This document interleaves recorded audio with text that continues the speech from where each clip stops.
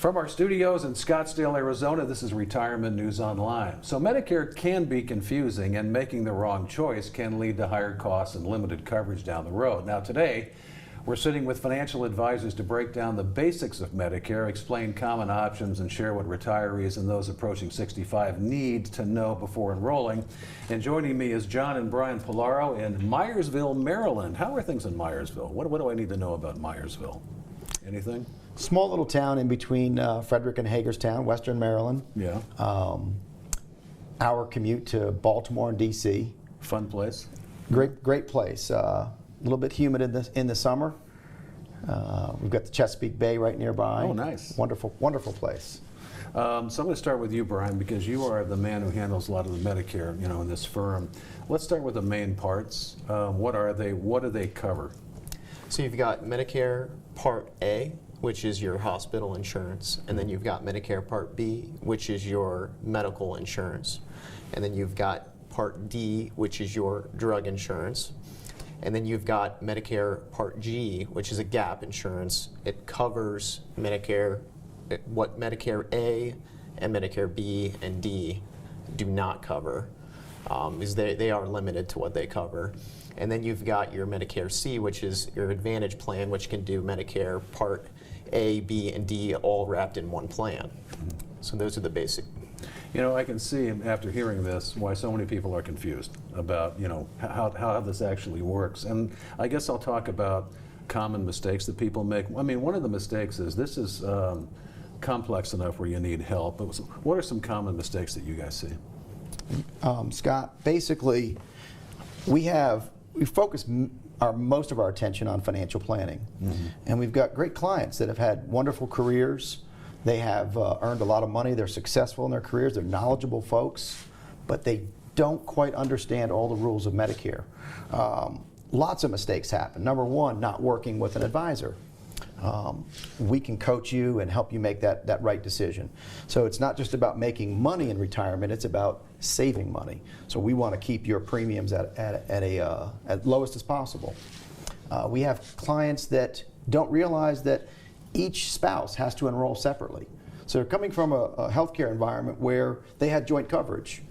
Each person has to enroll separately. So if your husband is already in Medicare and you're younger, you're going to have to enroll when you get to 65. Mm-hmm. We see people that miss the deadlines and pay penalties. We don't want to see that happen. And those penalties can last forever. We see people that have good coverage from their retirement plan at work that they can keep with them, and they want to know how that fits in. Do they need to buy B? Mm-hmm. Do they need G? Do they need a prescription drug plan, Part D? Very confusing choices. We help make that simple. And we customize it for each client that comes in the door. So let's talk about prescription drug plans, and we understand obviously that costs can vary every year, especially with what's going on in government. How do you plan around that? So your prescription drug plan is going to could increase each year based on how much drugs cost, and how much you make varies on that. So that's a big part of planning that and figuring that out, how much you make and how much your prescription drug cost is going to be for Part D. Mm-hmm. And that's something that we would go over and figure out for you.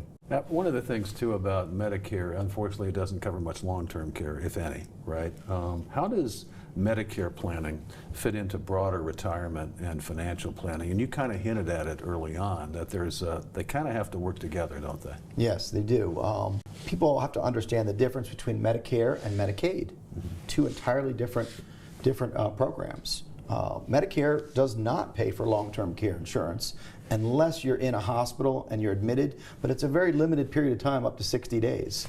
So most people that do experience a long-term care stay might be in for 2 or 3 years on average. So Medicare will not cover any of that except for those first couple months if you meet certain conditions. Medicaid is mainly designed for people who are broke.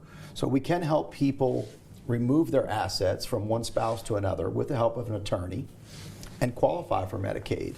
But Medicaid is usually not your best option because the care is, I'd say, second tier.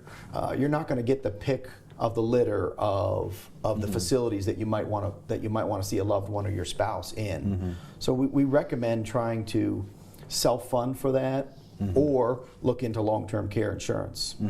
So you kind of want your plan instead of the government's plan. It's sort of like probate in one sense. You want to have your own plan.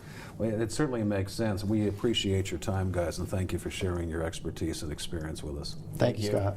That's John and Brian Pullaro. They're in Myersville, Maryland. And thanks for watching Retirement News Online.